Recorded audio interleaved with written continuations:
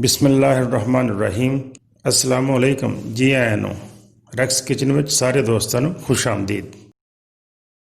ਅੱਜ ਅਸੀਂ lemon minute ਦਾ juice ਬਣਾ ਰਹੇ ਹਾਂ, ਯਾਨੀ ਪੁਦੀਨੇ ਤੇ ਲੈਮਨ ਦਾ ਜੂਸ। ਬਹੁਤ ਹੀ ਮਜ਼ੇਦਾਰ ਬਣਦਾ ਹੈ ਤੇ ਸਿਹਤ ਵਾਸਤੇ ਬਹੁਤ ਹੀ ਅੱਛਾ ਹੁੰਦਾ ਹੈ। ਮਿੱਦੀ ਦੀ ਜ਼ਬਰਦਸਤ ਇਸਲਾਹ ਕਰਦਾ ਹੈ, ਪੇਟ ਦੇ ਕੀੜਿਆਂ ਨੂੰ ਵੀ ਖਤਮ ਕਰਦਾ ਹੈ, ਭੁੱਖ ਵੀ ਬੜੀ ਲਗਾਉਂਦਾ ਹੈ। ਲੈਮਨ ਮਿੰਟ ਦਾ ਜੂਸ ਜਿਹੜਾ ਇਹ ਇੱਕ ਕਿਸਮ ਦਾ ਮੈਡੀਕੇਟਡ ਸ਼ਰਬਤ ਹੈ। ਇਹ ਜੂਸ ਪੀਣ ਨਾਲ ਹਿਚਕੀ ਵੀ ਖਤਮ ਹੋ ਜਾਂਦੀ ਹੈ ਤੇ ਬਣਾਉਣਾ ਵੀ ਬਿਲਕੁਲ ਆਸਾਨ ਹੈ।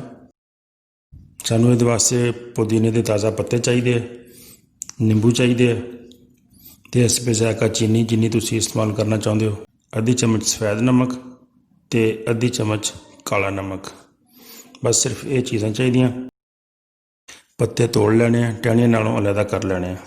ਪੱਤਿਆਂ ਨੂੰ ਤੋੜ ਕੇ ਮਿਕਸਰ 'ਚ ਸ਼ਾਮਿਲ ਕਰੋ ਤੇ ਨਾਲ ਚੀਨੀ ਪਾ ਦਿਓ ਜਿੰਨੀ ਕਿ ਤੁਹਾਨੂੰ ਜ਼ਰੂਰਤ ਹੈ, ਤੇ ਥੋੜ੍ਹਾ ਜਿਹਾ ਪਾਣੀ ਪਾ ਕੇ ਕਾਲਾ ਨਮਕ ਤੇ ਸਫੈਦ ਨਮਕ ਵੀ ਪਾ ਦਿਓ।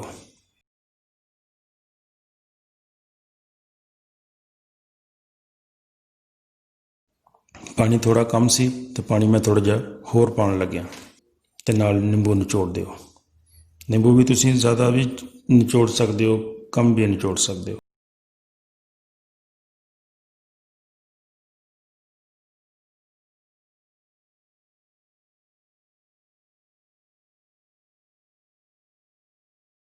ਤੇ ਮਿਕਸਰ 'ਤੇ ਢੱਕਣ ਦੇ ਕੇ ਇਹਨੂੰ ਗ੍ਰਾਈਂਡ ਕਰ ਲਓ।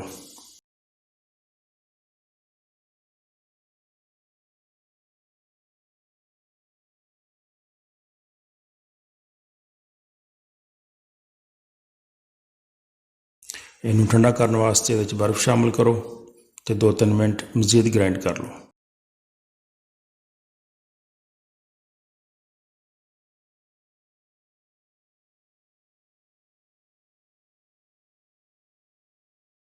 ਤੇ ਲੈਮਨ ਮਿੰਟ ਦਾ ਸ਼ਰਬਤ ਸਾਡਾ ਤਿਆਰ ਹੋ ਗਿਆ।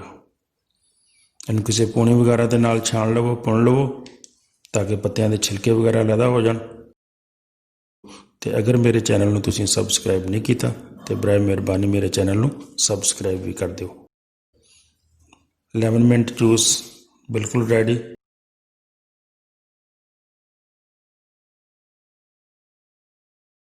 ਉਮੀਦ ਹੈ ਤੁਹਾਨੂੰ ਇਹ ਰੈਸਪੀ ਅੱਛੀ ਲੱਗੀ ਹੋਏਗੀ। ਰੈਸਪੀ ਅੱਛੀ ਲੱਗੀ ਹੋਵੇ ਤਾਂ ਦੋਸਤਾਂ ਨਾਲ ਜ਼ਰੂਰ ਸ਼ੇਅਰ ਕਰਿਓ, ਲਾਈਕ ਕਰਿਓ।